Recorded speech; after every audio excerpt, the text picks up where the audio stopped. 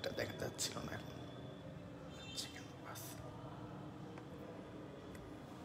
ঠিক আছে শিক্ষার্থী বন্ধুরা, দেখো তো সাউন্ড টাউন্ড সব ঠিক আছে কিনা। আচ্ছা দেখি একটু।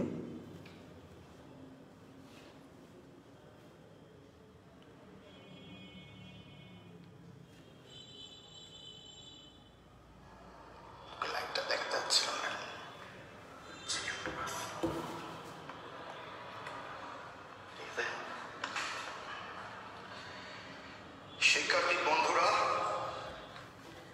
দেখো তো সাউন্ড টাউন্ড সব ঠিক আছে।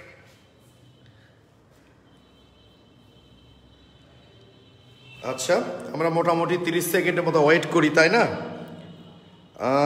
আদাব ভাইয়া, কে কে আসতো? ফারহানা সিদ্দিকা, পল্লী, প্রলয় কুমার, বিথি চক্রবর্তী, আলভি নূর, ফরহাদ হাসেন, আসাদুল্লাহ আল গালিফ, আফরোজা মোস্তারি, নাজমুন নাহার, নাদিম মাহমুদ, ফাহিম রেজা কি রাজশাহীতে চলে এসছ? প্রলয় কুমার, কাউসার মাহমুদ শিহাব, শোভন দেব, ফাহিম রেজা একটু আগে এসেছিল, আমি তাহলে ক্লাস নিচ্ছিলাম ভাইয়া অ্যাডমিশন ব্যাচের। ফারদিন রাব্বি, তহিদুর রহমান, কামরুন নেসা কান্তা, শফিউল্লাহ, ফাহিম রেজা, আচ্ছা তোয়া ভাই রুম দেখতে আসছিলেন Fahim, Tasnima Islam, Farhana Akter, Sadrul Hasan Saim, Israt Jahan, Alvinur. Total clear? Clear হওয়ার কথা না ভাইয়া, আমি বয়া ছেড়ে দিয়ে আসলে খুবই কাছ থেকে ফোনের কথা বলছি, তাই ক্লিয়ার মনে হচ্ছে। দেখি বয়া দিয়ে কথা বললে কেমন শোনা যায়। শুভ সন্ধ্যা মনিকা তাসনিম। ওকে, এখন তো নিশ্চয়ই শোনা যাচ্ছে না কথা। বয়া স্যার আসলে আমি আজকে একটু আগে মেডিকেল ব্যাচে ক্লাস নিচ্ছিলাম ভাইয়া, তো ওদের বয়া ছাড়া ক্লাস নিচ্ছিলাম প্রথমে, পরে বয়া দিয়ে ঠিক হয়ে গেছে। ওকে, আজকে আইফোনে করছি, শুট করছি ভাই, এই জন্য বোনের কালারটা সুন্দর লাগছে। ওকে, তাহলে আমরা ক্লাসটা শুরু করতে পারি, তাই না?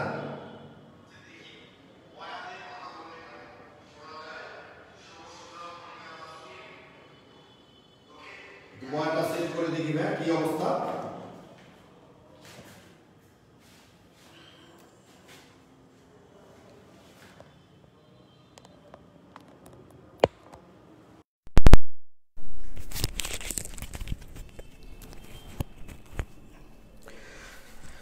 এখন দেখো তো সাউন্ড কেমন এসছে,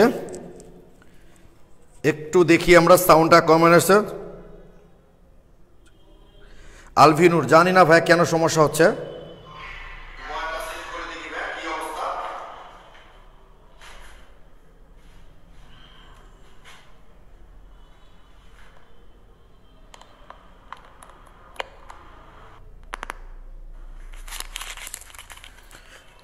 দেখো এখন সাউন্ড ক্লিয়ার কিনা একটু দেখো তো ভাইয়া। এখন দেখো তো সাউন্ড কেমন এসছে। আমার মনে হয় বয়া ঠিক হয়ে গেছে, বুঝছো? Thank you, thank you. তোমরা সবাই এই প্রশ্নটা আমাকে জিজ্ঞেস করছো এবং তোমরা অনেকেই গ্রুপে এই পোস্টটা দেওয়ার চেষ্টা করেছো। আমি একজনটা অ্যাপ্রুভ করেছি, বাকিদের যেহেতু একই প্রশ্ন তাই আমি অ্যাপ্রুভ করি নাই ভাইয়া। সেইটা হলো, দেখি একটু তোমরা কোনটার কথা বলেছ।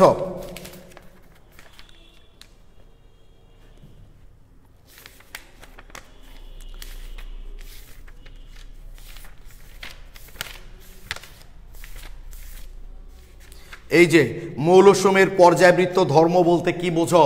তোমরা অনেকে এই সংজ্ঞাটা বুঝতে পারোনি বলে লিখেছ। সেইটা হলো যে সমস্ত ধর্ম প্রধানত ইলেকট্রন বিন্যাসের উপর নির্ভরশীল তারা মৌলের পারমাণবিক সংখ্যার সাথে পর্যায়গতভাবে পরিবর্তিত হয়। মৌলের এরূপ ধর্মকে পর্যায়বৃত্ত ধর্ম বলে। কতকগুলো নির্দিষ্ট পারমাণবিক সংখ্যা অন্তর অন্তর অনুরূপ বস্তু ইলেকট্রন গঠনের পুনরাবৃত্তি মৌলের ধর্মাবলীর পর্যাবৃত্তির মূল কারণ। কথার অর্থ বুঝতে পারেন না ভাইয়া? দেখো একটু এই কথাটার মূল কারণটা কি আসলে খেয়াল করো একটু প্লিজ। সোডিয়াম, সরি আমি লিথিয়াম থেকে লেখা শুরু করি। দেখো lithium, sodium, potassium, rubidium, caesium, francium, তাই না?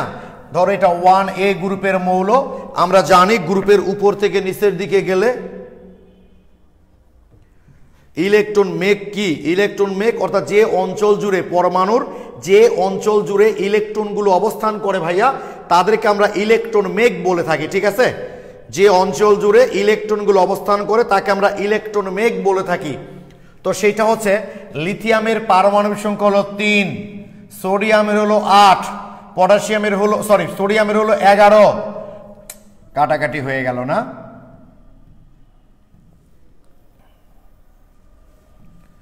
সোডিয়ামের হলো 11, পটাশিয়ামের 19, রুবিডিয়ামের 37, সিজিয়ামের 55, ফ্রান্সিয়ামের 87। খেয়াল করো 3 এর সাথে 8 যোগ করলে কত হয়? 11, 11 সাথে 8 যোগ করলে কত হয়? 19, 19 সাথে 18 যোগ করলে কত হয়? 37, এর সাথে 18 যোগ করলে কত হয়? 55, এর সাথে 32 যোগ করলে কত হয়? 87। অর্থাৎ দেখো যে সংখ্যাগুলোকে আমরা আসলে ম্যাজিক সংখ্যা বলে থাকি ভাইয়া, যে সংখ্যাগুলোকে আমরা বলে থাকি ম্যাজিক সংখ্যা, যে সংখ্যাগুলোকে আমরা এই যে ম্যাজিক সংখ্যা বলে থাকি 2, 8, 8, 18, 18, 32, 32, এই সংখ্যাগুলোকে বলেছি ম্যাজিক সংখ্যা। অর্থাৎ নির্দিষ্ট পারমাণবিক সংখ্যা মানে 8, 8 বা 18, আরেকটা 18 বা আরেকটা 32, এরকম নির্দিষ্ট পারমাণবিক সংখ্যা অন্তর অন্তর মৌলগুলোর বহিস্থ ইলেকট্রন কাঠামো একই রকম হয়, তাই না? এরও শেষে একটা 8টা ইলেকট্রন পর আবারও সোডিয়ামের একই রকম, পটাশিয়ামের একই রকম, এগুলো বলা হচ্ছে নির্দিষ্ট পারমাণবিক সংখ্যা অন্তর অন্তর। নির্দিষ্ট পারমাণবিক সংখ্যা অন্তর অন্তর একই রকম ইলেকট্রন কাঠামো অর্জনই হচ্ছে মৌলসমূহের পর্যায়বৃত্ত ধর্মের মূল কারণ। এই নির্দিষ্ট পারমাণবিক সংখ্যা অন্তর অন্তর বলতে ভাইয়া এটা বোঝানো হচ্ছে, অর্থাৎ এই সংখ্যাগুলো পরপর দেখা যাচ্ছে একই রকম ইলেকট্রন বিন্যাস হবে, আর এটাই হচ্ছে এই যে পর্যায়বৃত্ত যে ধর্ম এটার মূল কারণ। প্লিজ তোমরা আমাকে একটু জানাও, তোমরা যারা গতদিন গ্রুপে পোস্ট দিয়েছিলা ভাইয়া যে এই বাক্যটা বোঝো নাই যে নির্দিষ্ট পারমাণবিক সংখ্যা অন্তর অন্তর একটা একই রকম ইলেকট্রন কাঠামো অর্জনই পর্যায়বৃত্ত ধর্মের মূল কারণ, এই বিষয়টা যারা বুঝতে পারোনি বলেছিলা তারা এখন বুঝতে পারলা কিনা প্লিজ আমাকে একটু কমেন্টে জানাও। যে লিথিয়ামের থেকে 8 পারমাণবিক সংখ্যা পর কে আছে সোডিয়াম, তার যে ইলেকট্রন কাঠামো লিথিয়ামের একই, তার 8 পর কে আছে পটাশিয়াম, তার ইলেকট্রন কাঠামো একই, তার 18 পর কে আছে রুবিডিয়াম। এইভাবে নির্দিষ্ট পারমাণবিক সংখ্যা অন্তর অন্তর মৌলগুলোর একই রকম ইলেকট্রন কাঠামো অর্জনই পর্যায়বৃত্ত ধর্মের মূল কারণ। আটকে যায়নি ভাই তোমার ওখানে বোধহয় নেটওয়ার্ক প্রবলেম হৃদয়? আচ্ছা থ্যাংক ইউ, সবাই লিখেছো ক্লিয়ার। ওকে, এরকম কোনো জিনিস বুঝতে না পারলে কমেন্টে জানাবা তোমরা, আমি সেইটা তোমাদের বোঝানোর চেষ্টা করব। আজকে তোমাদের বেশিক্ষণ পড়াবো না ভাইয়া, আজকে সারাদিন অনেকগুলো ক্লাস নিয়েছি, শেষ দিকে এসে আসলে অনলাইন ক্লাস খুব বেশি পরিমাণ নিলে একটু প্রবলেম হয় আসলে, এই জন্য তোমাদের খুব অল্প পরিমাণ পড়াবো আজকে, জেনুইন অল্প পড়াবো।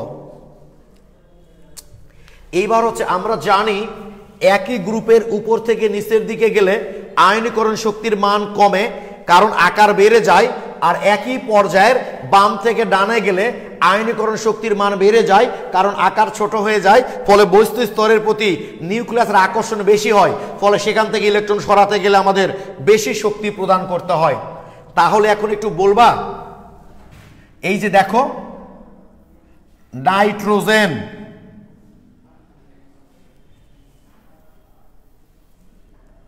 নাইট্রোজেন এবং অক্সিজেন, খেয়াল করো ভাইয়া নাইট্রোজেন হচ্ছে 5A গ্রুপের মৌল, এখানে কি দেখা যায়?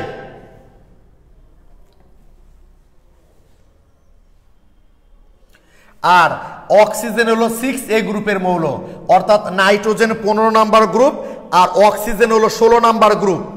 এখন তোমাদের যদি বলা হয় নাইট্রোজেন, আমি আচ্ছা লিখি, দাঁড়াও একটু, নাইট্রোজেন একটু দাঁড়াও,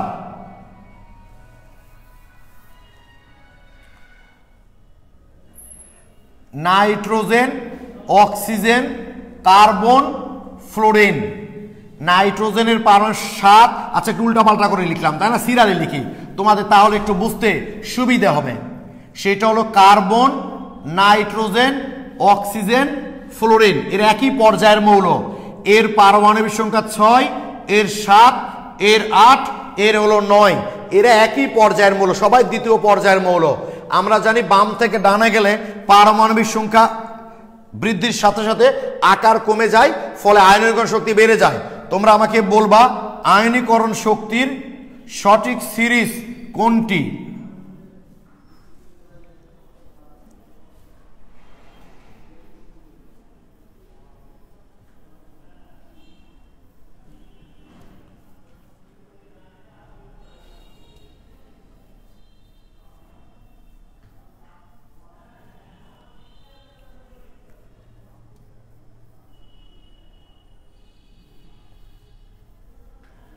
তোমরা আমাকে প্লিজ কমেন্টে একটু জানাও যে আয়নীকরণ শক্তির সঠিক সিরিজ কোনটি। নাফিস সাদিক লিখেছো এ কেমনে হয় রে ভাই? বাম থেকে ডানে গেলে আয়নীকরণ শক্তির মান বাড়ে। সব সময় মাথায় রাখবা, অনেকেই বুঝতে পারে না এটা লেস দেন না গ্রেটার দেন। তোমার লেস দেন না গ্রেটার দেন বুঝতে হবে না, সব সময় মাথায় রাখবা, সব সময় মাথায় রাখবা যেটা মুখের মধ্যে থাকবে সেটাই সব সময় বড় বুঝাবে, যেটা মুখের মধ্যে থাকবে সেটাই বড় বুঝাবে। মানে তোমরা এইটা আমি এই সিরিয়াল লিখছি, এটা আমি চিহ্নটা কোন দিক দেওয়া আছে দেখো, দেখি সিরিয়াল লিখছি তাই মনে করছো এই নাম্বার।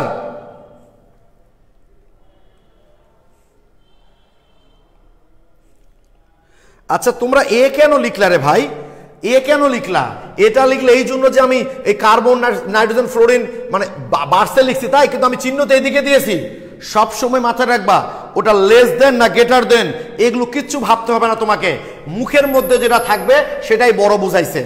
ওকে, এখানে কার্বনের দিকে মুখ করে দিয়েছে মানে আমি কার্বনের আয়নীকরণ শক্তি সবচেয়ে বেশি বুঝাইছি, আর বি নাম্বারে ফ্লুরিনের আয়নীকরণ শক্তি সবচেয়ে বেশি বুঝাইছি। তাহলে অ্যান্সার কোনটা হওয়া উচিত? বি নাম্বার হওয়া উচিত, কিন্তু অ্যান্সার হবে সি নাম্বার। অ্যান্সার হবে সি নাম্বার। অ্যান্সার হওয়া উচিত ছিল বি নাম্বার, অর্থাৎ ফ্লুরিনের আয়নীকরণ শক্তি সবচেয়ে বেশি, ঠিকই আছে। এরপর অক্সিজেন হওয়া উচিত, তারপর নাইট্রোজেন, তারপর কার্বন। কিন্তু ফ্লুরিনের আয়নীকরণ শক্তি সবচেয়ে বেশি, ঠিকই আছে। এরপর অক্সিজেন না হয় নাইট্রোজেন হবে, তারপর কার্বন হবে।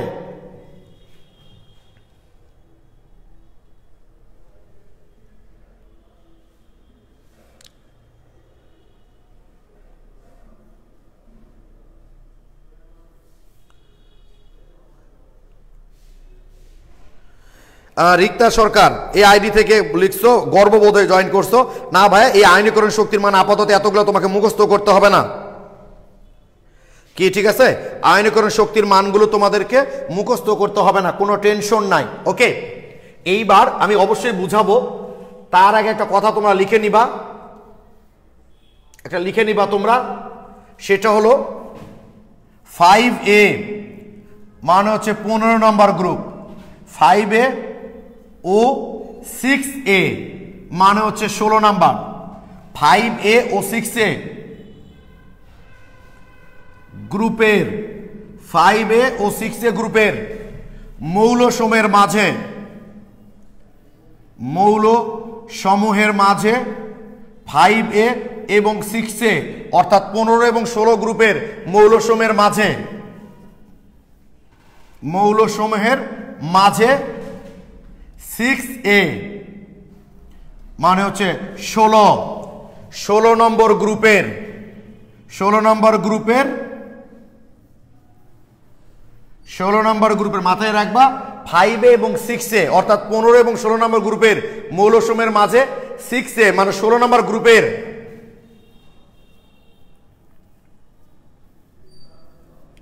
আয়নীকরণ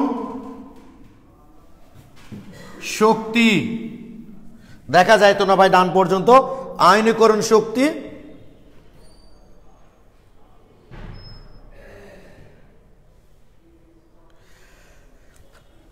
5A মানে 15 নম্বর ও 6A মানে 16 নম্বর গ্রুপের মৌলসমূহের মাঝে 6A মানে 16 নম্বর গ্রুপের আয়নীকরণ শক্তি বেশি হওয়ার কথা থাকলেও, আমি বুঝাবো কেন থাকলেও, কারণ 6A গ্রুপ মানে 16 নম্বর গ্রুপটা তো ডানে আছে, ফলে 6A গ্রুপ বা 16 নম্বর গ্রুপের আয়নীকরণ শক্তি বেশি হওয়ার কথা থাকলেও 5A 15 নম্বর গ্রুপের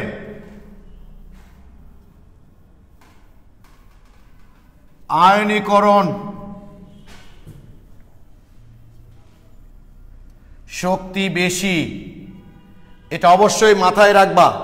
5A এবং 6A, 5A এবং 6A গ্রুপের মানে 15 নম্বর ও 16 নম্বর গ্রুপের মৌলসমূহের মাঝে 6A মানে 16 নম্বর গ্রুপের আয়নীকরণ শক্তি বেশি হওয়ার কথা থাকলেও 5A মানে 15 নম্বর গ্রুপের আয়নীকরণ শক্তির মানই বেশি।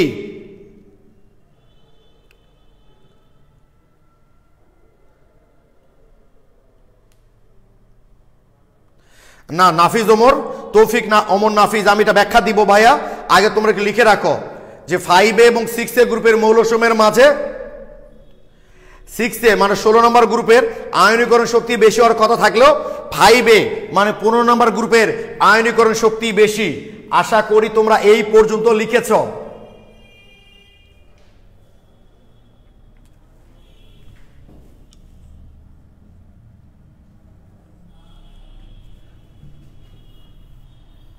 একই ঘটনা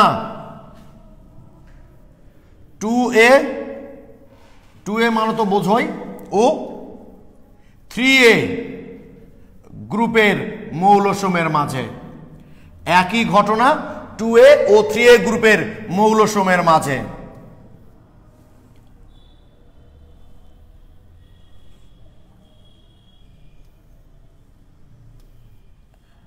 একই ঘটনা 2A এবং 3A গ্রুপের মৌলসমূহের মাঝে।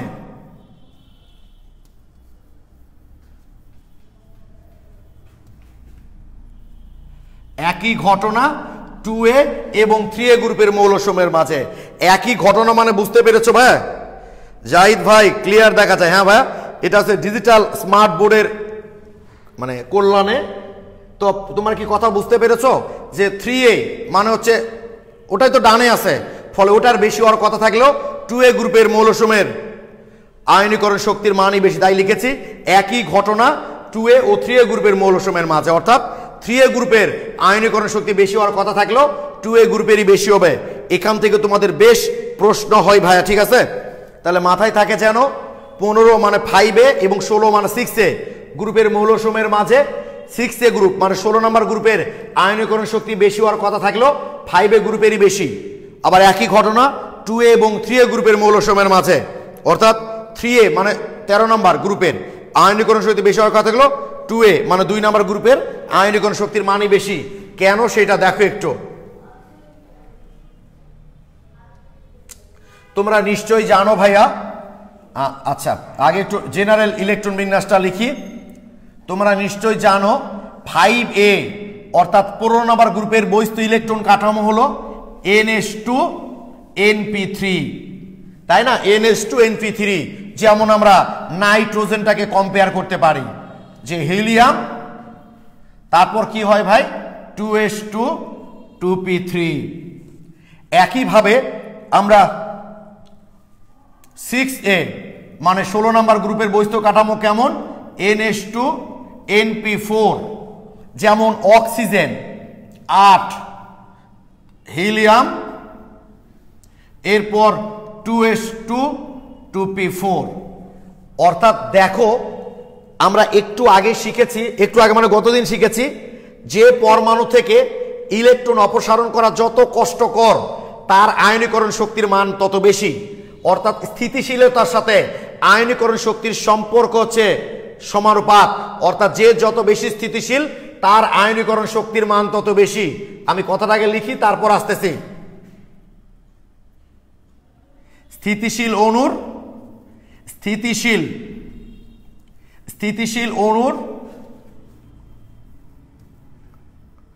আয়নীকরণ শক্তি বেশি হয়। স্থিতিশীল অণুর আয়নীকরণ শক্তি বেশি হয়। যে অণু যত বেশি স্থিতিশীল তার আয়নীকরণ শক্তির মান তত বেশি। কারণটা হলো সেখান থেকে ইলেকট্রন সরানো খুব কষ্টকর হয়। তাই একই পর্যায়ের 1A মান হচ্ছে ক্ষার ধাতু, একই পর্যায়ের 1A মানে ক্ষার ধাতু এর আয়নীকরণ শক্তি আয়নীকরণ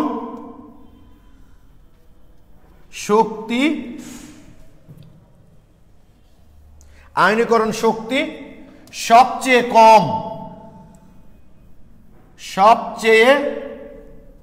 কম আর শূন্য গ্রুপ মানে হচ্ছে নিষ্ক্রিয় এর আয়নীকরণ শক্তি সবচেয়ে বেশি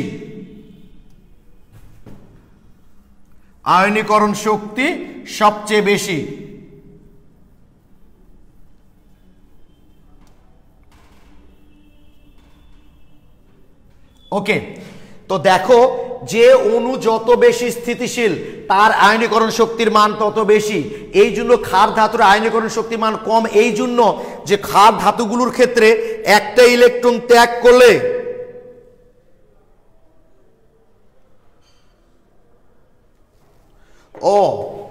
আনুর লিখেছি না পরমাণুর থ্যাংক ইউ সো মাচ পরমাণুর স্থিতিশীল পরমাণুর আয়নীকরণ শক্তি সবচেয়ে বেশি থ্যাংক ইউ কে লিখেছো ভাই এটা সিয়া কিং থ্যাংক ইউ ভাইয়া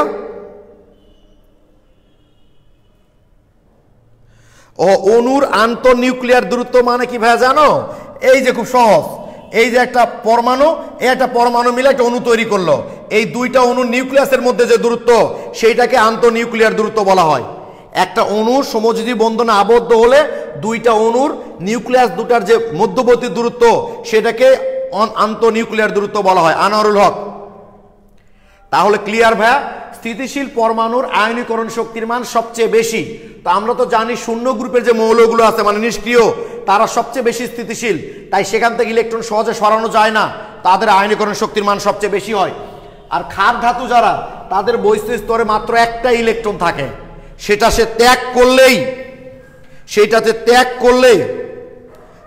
ত্যাগ করলেই নিষ্ক্রিয় গ্যাসের মতো হয়ে যাবে মানে স্থিতিশীল হয়ে যাবে তাই সহজে ত্যাগ করতে চায় তাই ক্ষার ধাতুগুলোর আয়নীকরণ শক্তি সবচেয়ে কম শূন্য গ্রুপের আয়নীকরণ শক্তি সবচেয়ে বেশি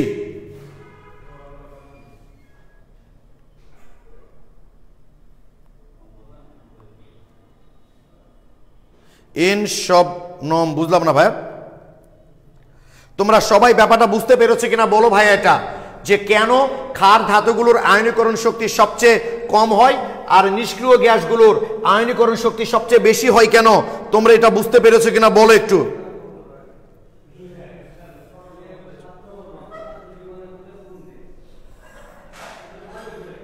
না ভাই আমার হাতের লেখা খারাপ এইটা ঠিক আছে ভাইয়া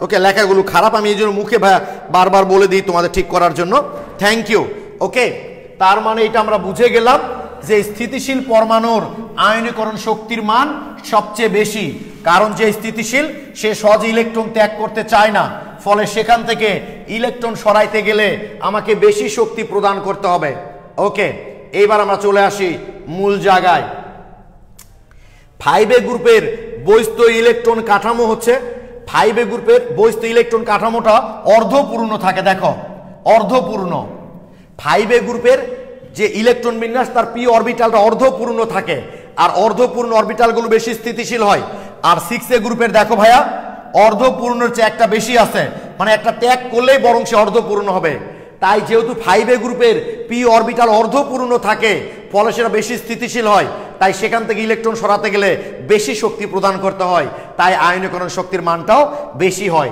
আর অক্সিজেনের মানে 6A গ্রুপের মৌলগুলোর পি অরবিটালে অর্ধপূর্ণের চেয়ে একটি ইলেকট্রন বেশি থাকে অর্থাৎ সে ত্যাগ করলেই বরং অর্ধপূর্ণ হয়ে যাবে ফলে এখান থেকে ত্যাগ করা থেকে আমার কম শক্তি প্রদান করতে হয় তাই 6A গ্রুপের মৌলগুলোর আয়নীকরণ শক্তি বেশি হওয়ার কথা থাকলেও 5A গ্রুপেরই বেশি একই ঘটনা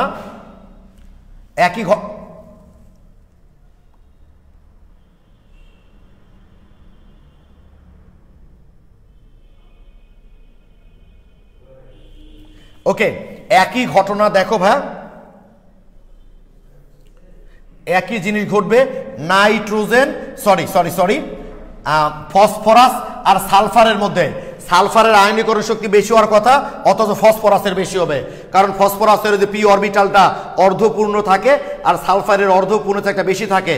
আমরা জানি পূর্ণ অরবিটাল এবং অর্ধপূর্ণ অরবিটাল বেশি স্থিতিশীল হয়, আর স্থিতিশীল পরমাণু থেকে ইলেকট্রন সরাইতে গেলে বেশি শক্তি প্রদান করতে হয়, তাই আয়নীকরণ শক্তির মানটাও বেশি হয়।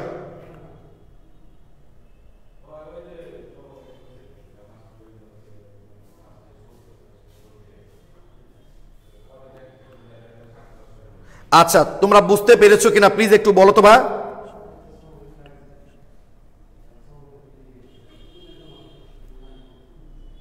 প্লিজ। আস্তা কাউসার মাহমুদ শিহাব লিখেছো এবার বুঝতে পেরেছি ভাইয়া। ফারহান সিদ্দিক লিখছো এবার ক্লিয়ার ভাইয়া। Nafiza Tasnim clear. Mohammad Hasan clear. Nadim Mahmud clear. Rafiul Bashar Shaon clear. Nafis Sadiq বুঝেছি ভাইয়া। SP Das clear. Thank you ভাইয়া। এই হলো, এবার আমরা 2A গ্রুপের মৌলগুলার ইলেকট্রন বিন্যাস করি। 2A মৌলগুলার ইলেকট্রন বিন্যাস। 2A মৌলগুলার বৈশিষ্ট্য কাঠামো কেমন হবে? NH2 যেমন বেরিলিয়াম 4, এটার ইলেকট্রন বিন্যাস কেমন হবে? হিলিয়াম, তারপর হবে 2S2। এইবার আসি 3A গ্রুপ, এর বৈশিষ্ট্য কাঠামো কেমন? NH2 NP1। তাহলে একটা উদাহরণ দিতে পারি আমরা, বেরিলিয়াম বোরন 5, তাহলে ইলেকট্রন বিন্যাসটা কেমন হবে? Helium 2S2 2p1। একটা ব্যাপার তোমরা লক্ষ্য করে দেখো, 2A গ্রুপ মানে 12 নম্বর গ্রুপের এই যে s অরবিটালটা কিন্তু ইলেকট্রন দ্বারা সম্পূর্ণ পূর্ণ, আর 3A গ্রুপের ইলেকট্রন বিন্যাসে দেখো সম্পূর্ণ পূর্ণের পর একটা অতিরিক্ত আছে, সম্পূর্ণ পূর্ণের পর একটা অতিরিক্ত আছে, অর্থাৎ সেটা ত্যাগ করলেই বরং সম্পূর্ণ পূর্ণ অরবিটাল তৈরি করবে। যেহেতু আমরা জানি পূর্ণ অরবিটাল এবং অর্ধপূর্ণ অরবিটাল বেশি স্থিতিশীল হয়, যেহেতু 2A গ্রুপ দেখো s অরবিটাল সম্পূর্ণ পূর্ণ, 3A গ্রুপ যেমন বোরন সম্পূর্ণ পূর্ণের চেয়ে একটি ইলেকট্রন বেশি আছে, এই কারণেই 3A গ্রুপের আয়নীকরণ শক্তি বেশি হওয়ার কথা থাকলেও 2A গ্রুপেরই বেশি, কারণ 2A গ্রুপের অরবিটাল শেষ অরবিটাল সম্পূর্ণ পূর্ণ থাকার কারণে সেটা বেশি স্থিতিশীল হয়। আর একটু আগে শিখলাম স্থিতিশীল পরমাণুর আয়নীকরণ শক্তির মানটাও বেশি হয়, এই জন্য বেরিলিয়ামের আয়নীকরণ শক্তি বোরনের চেয়ে কম হওয়ার কথা থাকলেও বেরিলিয়ামেরই বেশি হবে। একই ঘটনা ম্যাগনেসিয়াম আর অ্যালুমিনিয়াম, এই দুই পাবলিকের মধ্যে অ্যালুমিনিয়াম ডানে আছে, ও এটা 2p হবে, 2 লিখতে ভুলে গেছে তাই না, 2p। ম্যাগনেসিয়াম আর অ্যালুমিনিয়ামের মধ্যে অ্যালুমিনিয়ামের বেশি হওয়ার কথা থাকলেও ম্যাগনেসিয়ামের আয়নীকরণ শক্তির মানটাই বেশি হবে। তোমরা আমাকে প্লিজ একটু কমেন্টে জানাও এই দুই জায়গার তোমরা ফাইনাল পরীক্ষা থেকে শুরু করে অ্যাডমিশন টেস্ট পর্যন্ত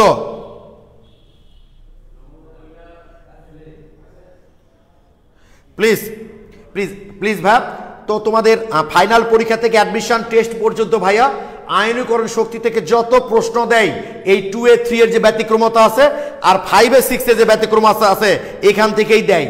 তোমরা আমাকে একটু বলো যে কেন অ্যালুমিনিয়ামের বেশি হওয়ার কথা থাকলেও আয়নীকরণ শক্তির মান ম্যাগনেসিয়ামের বেশি, কেন বোরনের বেশি হওয়ার কথা থাকলেও বেরিলিয়ামের বেশি হবে, এইটা বুঝতে পেরেছো কি কিনা আমাকে প্লিজ একটু কমেন্টে জানাও ভাইয়া, প্লিজ আমাকে একটু কমেন্টে জানাও। আচ্ছা শোনো, আমি যদি অসুন্দর দেখতে হই সেইটাকে আমার বলো দেখি, এটা তো সৃষ্টিকর্তা তৈরি করেছে ভাইয়া, তো আমি যদি আমার হাতের লেখা খারাপ হয় আমি কেমনে এটা ভালো করবো বলো? এইটা তো তোমাদের নয়ন স্যারের হাতের লেখা অনেক সুন্দর। শরীফুল ভাই থ্যাংক ইউ ভাই, আপনি আমার নিয়মিত স্টুডেন্ট, আপনি রেগুলার ক্লাস করেন, আপনার প্রতি আমার কৃতজ্ঞতা। শরীফুল ভাইয়ের আগেও বলেছি তোমাদের আমার খুব ভালো বন্ধু, শাহমুদুম কলেজের বলা যায় একটা মধ্যমণি, ইতিহাসের প্রভাষক, রেগুলারই আমার ক্লাসগুলো করেন উনি। Thank you so much. Anindita Monigram, Rikta Sarkar, Samiul Islam, Nafiza Tanim, Nadim Mahmud সবাই লিখেছ ক্লিয়ার। ওকে থ্যাংক ইউ, সবাই ক্লিয়ার লিখেছ। তাহলে এই হলো আমাদের 5 আর 6 এর আর 2A 3 এর গ্রুপের মধ্যে কেন ব্যতিক্রমতা লক্ষ্য করি আমরা। একটা বিষয় মনে রাখবা ভাইয়া, কোনো পরমাণু থেকে যদি একটা ইলেকট্রন অপসারণ করতে যে শক্তিটা প্রদান করতে হয় তাকে বলা হয় প্রথম আয়নীকরণ শক্তি। না ঠিক বললাম? কোনো পরমাণু থেকে একটা ইলেকট্রন অপসারণ করতে গিয়ে যে শক্তিটা দিতে হয় সেটাকে বলি আমরা প্রথম আয়নীকরণ শক্তি। দুইটা ইলেকট্রন অপসারণ করতে গিয়ে যে শক্তিটা প্রদান করতে হয় তাকে বলা হয় দ্বিতীয় আয়নীকরণ শক্তি। তিনটা ইলেকট্রন অপসারণ করতে গিয়ে যে শক্তি প্রদান করতে হয় তাকে বলি তৃতীয় আয়নীকরণ শক্তি। আর কিছুই যদি না বলি, শুধু বলি যদি আয়নীকরণ শক্তি, যদি কিছুই না বলি,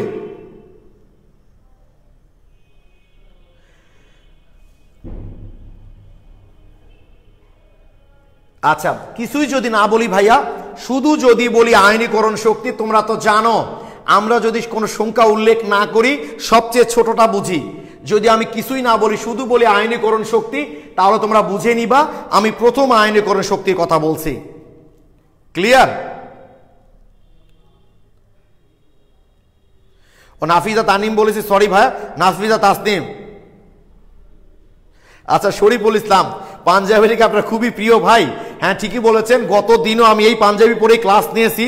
কারণ হলো ভাই, গত পরশু দিন আমি পাঞ্জাবিটা পরেছি, এখন পর্যন্ত পাঞ্জাবিটা গা থেকে খুলিনি।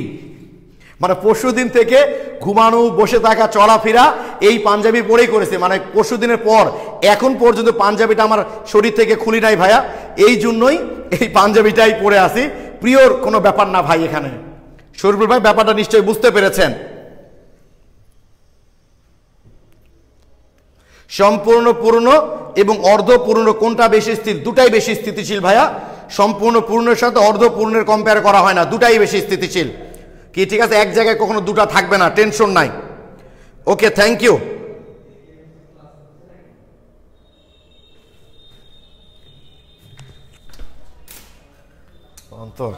ইসলাম ভালো আছো তুমি? ওকে, সবাই ক্লিয়ার ভাই এটা?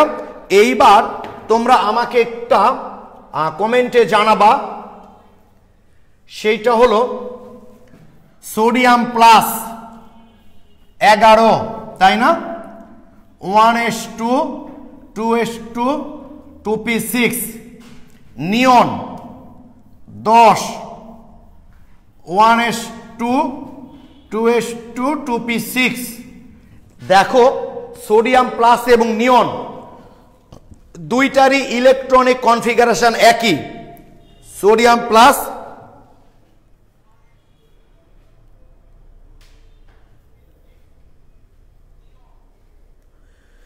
প্লিজ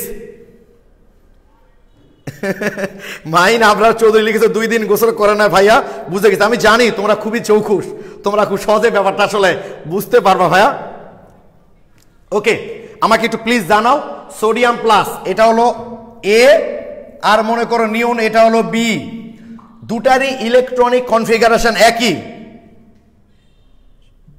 তো সোডিয়াম প্লাস এবং নিয়ন দুইটার মধ্যে কোনটার আয়নীকরণ শক্তি বেশি নাকি সমান?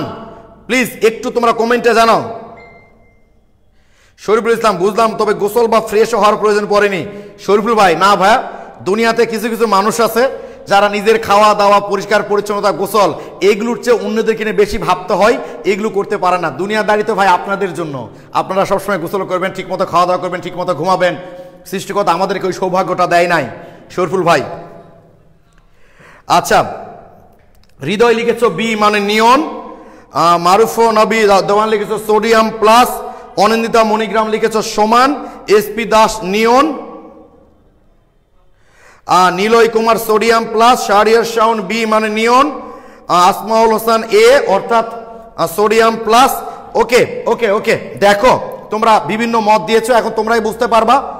খেয়াল করো ভাইয়া, সোডিয়াম প্লাস এবং নিয়ন দুটারই ইলেকট্রন সংখ্যা হচ্ছে 10, দুটারই ইলেকট্রন কনফিগারেশন একই, দুটাই আমরা দেখতে পাচ্ছি এখন দ্বিতীয় পর্যায়ের মৌল। কি নয়, দুইটা দ্বিতীয় পর্যায়ের না? এরও ইলেকট্রনিক কনফিগারেশন যা, এরও ইলেকট্রনিক কনফিগারেশন তাই। কিন্তু সোডিয়াম প্লাসের প্রোটন কিন্তু 11টা, আর নিয়নের প্রোটন কিন্তু 10টা। সোডিয়াম প্লাসের প্রোটন 11টা, নিয়নের প্রোটন হচ্ছে 10টা। ফলে বস্তু স্তরের প্রতি আকর্ষণ সোডিয়াম প্লাসের বেশি হবে নাকি নিয়নের বেশি হবে? যেহেতু নিয়নের ইলেকট্রন 10টা, প্রোটনও 10টা, সোডিয়াম প্লাসের ইলেকট্রন 10টা কিন্তু প্রোটন 11টা, অর্থাৎ নিউক্লিয়াসে ধনাত্মক চার্জের মাত্রা সোডিয়াম প্লাসের বেশি। তাই বস্তু স্তরের প্রতি নিয়নের চেয়ে কিন্তু সোডিয়াম প্লাসের আকর্ষণটাই বেশি ভাই। তাই দুটার মধ্যে আয়নীকরণ শক্তির মানটা সোডিয়াম প্লাসেরই বেশি হবে। অর্থাৎ সোডিয়াম প্লাস থেকে তুমি আরেকটা ইলেকট্রন ত্যাগ করে সোডিয়াম 2+ তৈরি করতে পারবা না। কারণ নিয়ন থেকে একটা ইলেকট্রন সরাইতে গেলে যে শক্তিটা প্রদান করতে হয়, সোডিয়াম প্লাস থেকে আরেকটা ইলেকট্রন সরিয়ে সোডিয়াম 2+ তৈরি করতে গেলে আরও বেশি শক্তি প্রদান করতে হয়, যেটা আসলে নর্মালি সরবরাহ করা যায় না। তাই সোডিয়াম প্লাস গঠিত হলেও সোডিয়াম 2+ গঠিত হয় না। যেখানে আমরা নিয়ন থেকে ইলেকট্রন সরাইতে পারি না, সেখানে তার চেয়েও বেশি আয়নীকরণ শক্তি সোডিয়াম প্লাস থেকে আর একটা ইলেকট্রন সরানো আরও বেশি কঠিন হয়ে যায়। তাই সোডিয়াম প্লাস গঠিত হলেও সোডিয়াম 2+ গঠিত হয় না। তাই আয়নীকরণ শক্তির মানটা আসলে সোডিয়াম প্লাসেরই বেশি হবে। এখন তোমরা আমাকে প্লিজ একটু কমেন্টে জানাও যে নিয়নের চেয়ে সোডিয়াম প্লাসের আয়নীকরণ শক্তির মান কেন বেশি, এইটা তোমরা বুঝতে পেরেছো কিনা। আচ্ছা, এইটা আরেকবার বলেন। ওকে, শিহাব লিখেছ, আচ্ছা এসপি দাস লিখেছ, বুঝলাম। আচ্ছা আমি আবার বলছি, দেখো সোডিয়াম প্লাস এবং নিয়ন দুইটারই ইলেকট্রনিক কনফিগারেশন একই, ইলেকট্রনিক গঠন একই, দুইটার ইলেকট্রন সংখ্যা সমান, কিন্তু সোডিয়াম প্লাসের প্রোটন সংখ্যা নিয়নের চেয়ে বেশি। ফলে এই নিয়নের বস্তু স্তরের প্রতি নিউক্লিয়াসের যে আকর্ষণ, তার চেয়ে সোডিয়াম প্লাসের আকর্ষণটা বেশি হবে। ফলে আকর্ষণ বেশি হলে সেখান থেকে ইলেকট্রন সরানো কি হবে, কঠিন হয়ে যাবে। আমি গত ক্লাসে বলেছি না, যে সংসারে ভালোবাসা বেশি সেই সংসারের ভাঙ্গনটা কঠিন হয়। এই কারণে সোডিয়াম প্লাস থেকে একটা ইলেকট্রন আরেকটা ইলেকট্রন সরিয়ে সোডিয়াম 2+টা তৈরি করা ভাই কঠিন। কারণ এই সোডিয়াম প্লাস থেকে ইলেকট্রন সরাতে গেলে, মানে সোডিয়াম প্লাস থেকে আরেকটা ইলেকট্রন মানে সোডিয়াম 2+ তৈরি করতে গেলে যে শক্তিটা প্রদান করতে হবে, সেটা নিয়ন থেকে সরাতে গেলে যে শক্তি দিতে হয় তার চেয়েও বেশি। অর্থাৎ নিয়নের চেয়ে সোডিয়াম প্লাসের আয়নীকরণ শক্তির মানটা বেশি। ওকে,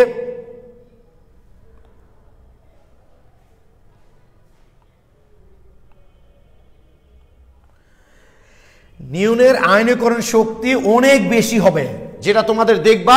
ওই যে একজন জিজ্ঞেস করলো না যে হাজারি স্যারের বইয়ে বিভিন্ন মৌলের আয়নীকরণ শক্তির মান মুখস্থ করতে হবে কিনা, দেওয়া আছে দেখবা বিভিন্ন মৌলের কি, ঠিক আছে। যদি আমরা সরাইতে চাই তাহলে কত শক্তি দিতে হবে। এইবার তোমরা একটু বলো ভাইয়া বিষয়টা বুঝতে পারলা কিনা। সবসময় মাথায় রাখবা, ইলেকট্রনিক কনফিগারেশন যদি একই হয় তাহলে যার প্রোটন বেশি হবে তার আয়নীকরণ শক্তির মান বেশি হবে, কারণ তার বস্তু স্তরের প্রতি নিউক্লিয়াসের আকর্ষণটা বেশি হবে। আমার বিশ্বাস যাদের একটু প্রবলেম ছিল তারা বুঝতে পেরেছো, না বুঝতে পারলো সমস্যা নাই, আমি কনসেপ্ট বুকে সুন্দর করে লিখে দিয়েছি, সেখানে পড়বা। এরপরও বুঝতে না পারলে ওই যেমন গতদিন তোমরা পর্যায়বৃত্ত ধর্মের সংজ্ঞাটা গ্রুপে আপলোড দিয়েছিলা, ও বাবা আপলোড দিবা তাহলেই হবে। আচ্ছা এখন পরিষ্কার হলো ভাই। ওকে, আমি একটা এমসিকিউ জিজ্ঞেস করব। এইটা ঢাকা ইউনিভার্সিটি 6 সেশনে দিয়েছে। আমি তোমাদের কনসেপ্ট বুকে একটু পরে দেখাবো, এখন কনসেপ্ট বুকে দেখালে তোমরা উত্তর দেখে ফেলবা। আগে বোর্ডে দেখো নিচের কোনটির আয়নীকরণ শক্তির মান বেশি হবে। নিয়ন,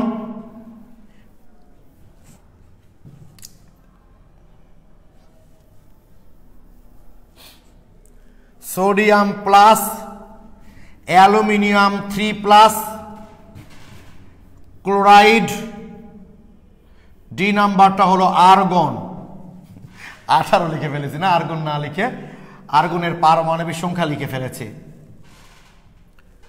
আর্গন, তোমরা আমাকে কমেন্টে জানাও। এইটা হচ্ছে ঢাকা ইউনিভার্সিটির 6-7 সেশনের কোশ্চেন। আমি 3টে অপশন দিয়েছি, সোডিয়াম প্লাস, অ্যালুমিনিয়াম 3+, ক্লোরাইড আর আর্গন, কোনটির আয়নীকরণ শক্তির মান বেশি হবে।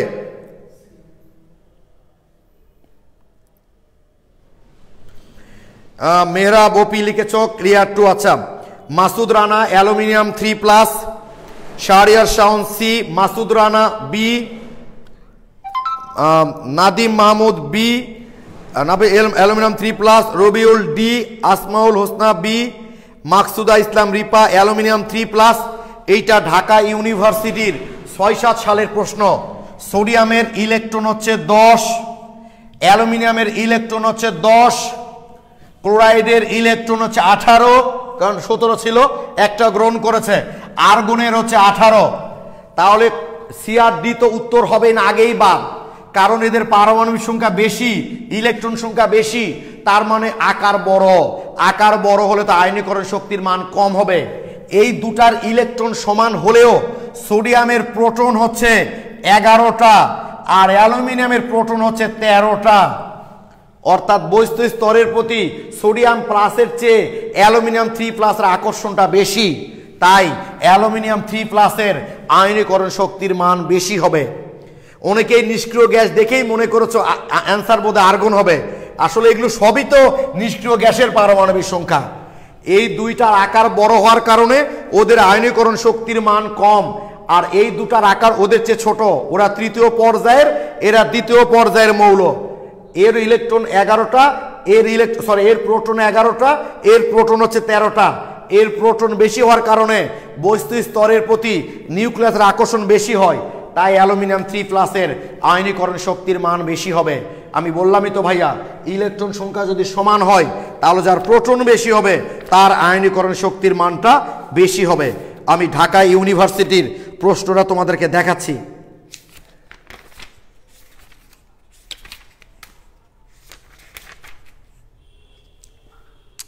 375 number page, page number 375। 375 number পেজের কোশ্চিন নম্বর হচ্ছে 139। তোমরা দেখো দেওয়া আছে 75 নাম্বার পেজের 139 যে কোনটির আয়নীকরণ শক্তির মান বেশি হবে। তোমরা আমাকে প্লিজ জানাও, বুঝতে পারোনি এমন কেউ আসো কিনা। আমি আবারও বলছি, ক্লোরাইড আর আর্গনের ইলেকট্রন বিন্যাস করে দেখবা।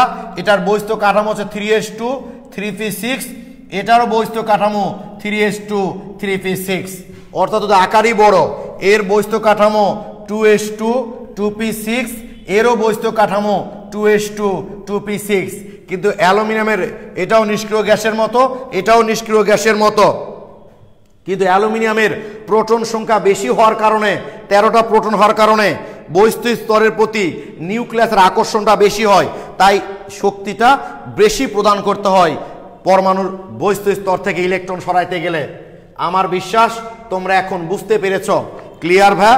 তাহলে আপাতত আমরা মোটামুটি আয়নীকরণ শক্তির টপিকসটা কমপ্লিট করে ফেললাম। আয়নীকরণ শক্তি। এবার তোমাদের হোমওয়ার্ক হচ্ছে